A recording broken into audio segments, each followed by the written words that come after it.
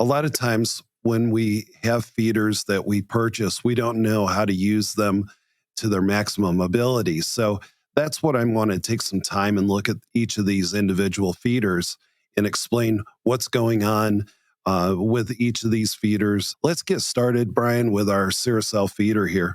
Now, with Ceracell, they have two different size feeders, an 8-frame and a 10-frame. There's entryways on the top feeder for Ceracell.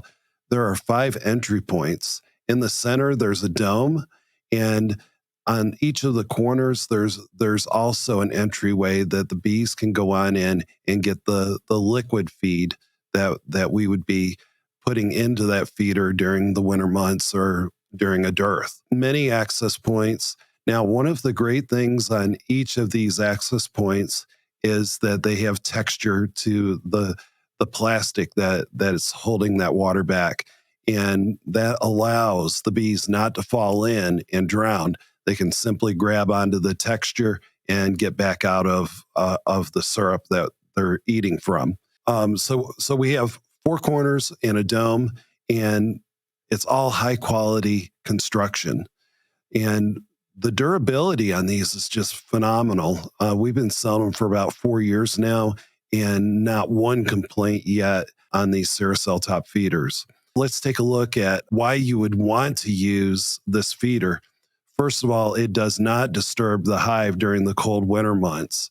And yes, there will be some cool weather that gets in, but overall, you're only going to fill it, and it should take 15, 20 seconds to fill it up, and then put your outer cover back on it, and you're ready to go.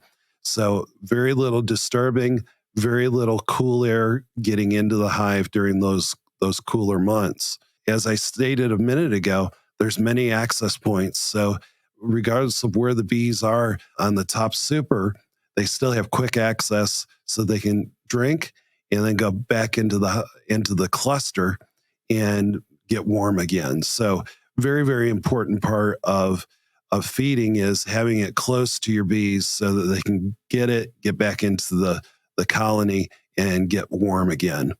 There's hardly no drowning that you'll see with this particular feeder. The feeder has the texturedness of the sides, and thus very little drowning that you'll see there. The great thing about this particular feeder is you can take those corners out and take the dome off and put dry feed in there.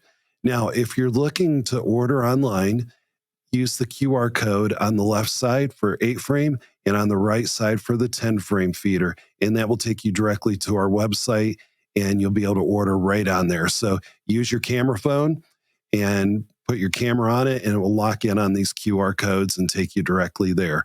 Okay, so when we take these corners out and the dome off, now we can put pollen in, or dry sugar, or even a pollen patty could be put into the bottom of this base for the bees to feed on.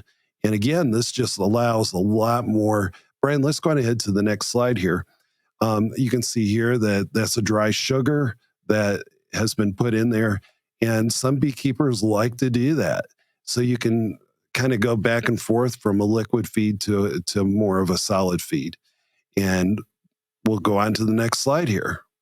And there's some pollen. We do sell pollen also, folks, and you can just go and drop your pollen in there. Make sure that your corners are out and your dome is off, and you're in business on feeding dry feed. Ray, I want to quickly jump in. It looks like it's very durable construction. Tell me about that plastic. Is that a special polymer? Is that food grade? What should people know about the quality of this?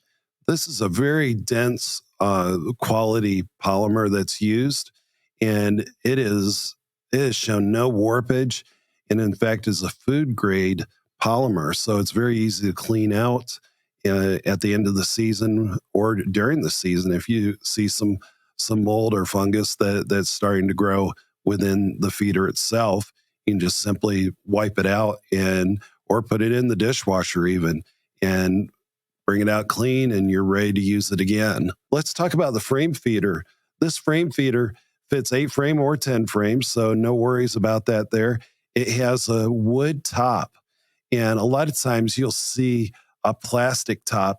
And unfortunately, those plastic tops allow a lot of bees to get in because it warps over time. And so we have elected to always carry this as a wood top, and it has two sturdy ladder systems that come in to play where the bees can go down in. Now these are roughly an inch in diameter, so the bees, regardless if they get down into the syrup, they can quickly grab onto the ladder and get back out. So once again, very little bee drowning deaths that you'll see with this frame feeder. Now, when we look at this, those little black rubber bands that are on there, those are gaskets that hold this all into place. And you have three of those that go across there. You'll never really have to take this off until you have to clean it. And I always suggest cleaning these at the end of the season when you're going to use that. So let's talk a little bit about some of the negative parts of using this particular feeder.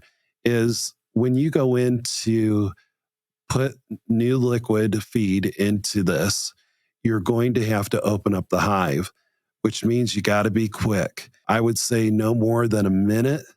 Get in there, fill your feeder, and then close it back on up, because you will chill your bees with this type of feeder. Now, this is a really great feeder because you can take it either down in the brood nest during dearth, or you can raise it up on the upper part of the hive. So either way, a real winner for you in using this in the off seasons there. Like I said, the only time that you would take off the wood cover is for cleaning purposes only. And that's it for the frame feeder. Now, let's talk a little bit about the Boardman feeder. We're going to be talking about the base on this, not the actual mason jar, but I will go in a couple of different sizes and tell you a little bit about those here in a minute. So when we're looking at the Boardman feeder, it's an exterior feeder. And one of the nice things that backyard beekeepers like on this is that they can look out their back window and say, hey, look, I got to get out and feed my bees because I can barely see any feed there in the jar. And that is a really nice way of monitoring it by far and being able to take care of your bees at the same time. It's easy to see if you need to refill. And Brian, let's go to the next slide here. Okay, so on these Boardman feeders, the entryway is right there at the bottom, and the bees will crawl in. They'll go up underneath the mason jar, and you will see these prick marks into the head of the jar. And before we get to that, though, there is one part there that is the anchor point where your super will actually weigh in on this Boardman feeder so that it won't slip out with the weight of the jar itself. And the other thing that's really good on this, and I don't have a picture of it, but if for some reason it begins to flood out because you didn't put enough sugar into the water, it will flow outside of the hive, where if it was an internal feeder, it could possibly flood out your hive. So very good point on the deep super anchor point going across there, keeps it very secure within the hive itself. Let's go to the next slide. All right, so right there, we're showing you the winter position, which is really narrow, and then the summer position, which would be higher, and that will dictate one of what your solid bottom board is. If you've got it flipped over for the winter side, then it will handle that, or flip it back over for the summer side. And again, that's $4.99 Boardman feeder. Click on it, and it will take you directly to our website. Let's go to the next slide, Brian. Okay, so these are the holes that I was telling you that are punched into the top of the feeder, and it has a rubber gasket to help it maintain its seal. And it's a vacuum type of deal here, where there will be little droplets of sugar water that will go through those little openings, and the bees will come up and drink from it. So that is how this Boardman feeder works. It just uses good old gravity and vacuum to help feed the bees. All right, so you have three different sizes of mason jars that you can use with a Boardman feeder: the pint, quart, or 32 ounce. Now, depending on what part of the year that you're in, if you're in like pre-spring, you might want to use a quart or a 32-ounce jar. And that way you're only having to go out every 3 or 4 days for a quart for a refill, or the 32 ounce, you can go up to a week plus without having to refill the feeder itself. If somebody wanted to buy the mason jars, are they available from Mountain Sweet Honey? Well, you can get them from us, or you can get them as close as your hardware store. Now, Brian, there's really two more things I'd like to add in regards to this Boardman feeder. Is one, you don't disturb the colony when refilling on this here. Now, it does require the bee to go a little bit more further from the ball of the colony during the cold season and get down to the Boardman feeder for a drink. And so that is a negative on that. And it is also great for beekeepers south of the Mason-Dixon line. The freeze point on sugar water is roughly 27 degrees negative. And at that point, it will begin to freeze within the jar itself. So if you're up in the winter country of the Northeast or upper North, you would not want to use a Boardman feeder during the winter months where you're located. The round top feeder is a disposable type of feeder, and it holds approximately 1 quart of sugar water. Now, you could also use this for dry feed by just taking out the clear inner cover and keeping the top clear cover on also. Now, I would place this in the center of the inner cover vent hole so that there's easy access, and when you get in to feed the bees, there will be very minimal coolness that gets into the hive itself. The best thing about this also is that it allows easy access for the colony to get in and out of the feeder itself. It does have a ridged ladder on the inside if you're feeding liquid feed to your bees. And again, you can also use powder feed or also pollen in feeding your bees. Now, this is a thinner plastic construction, and it is made for one season. Maybe you might be able to get 2 seasons out of it. But that is the round top feeder. Now let's talk a little bit about the sugar water ratios, because a lot of people are sometimes find this as a mystery of how do you measure your sugar versus water ratio. So let's make it really simple. What you'll do is you'll get a gallon, let's just say a milk jug gallon, and you'll dry it out. You'll put 1 sugar into there and then empty that out. Then fill it with warm or hot water for another gallon. Now, please remember that you cannot boil water and then add it into the sugar, because it changes the molecular makeup of the sugar and it will not help your bees on that there. So 1-to-1, real easy.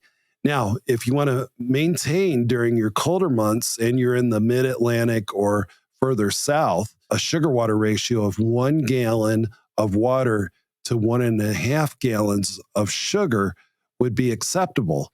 Now, if you're in the far north, you would just use a 2-to-1, 2 sugar gallons to 1 water.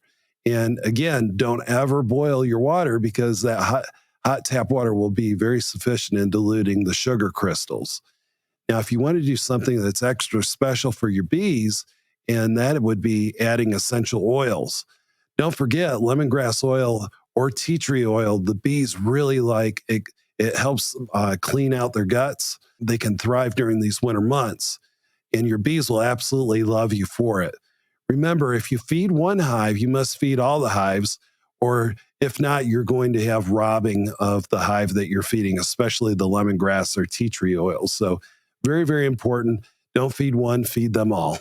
Hey, always good stuff, Ray. I know one of the questions that people may be asking is when you talk about, let's say, a 1-to-1 sugar to water ratio, what is that to sugar? Are we talking sugar crystals? Are we talking a gallon of sugar?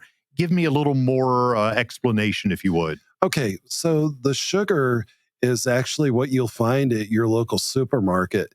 This is going to be crystallized sugar that you would use in baking. You would use it also in maybe putting it on cereal or something like that there. So you would just basically take a 5 or 10 pound bag and fill that 1 gallon jug up, and that would be your 1 to 1 if that's what you were making.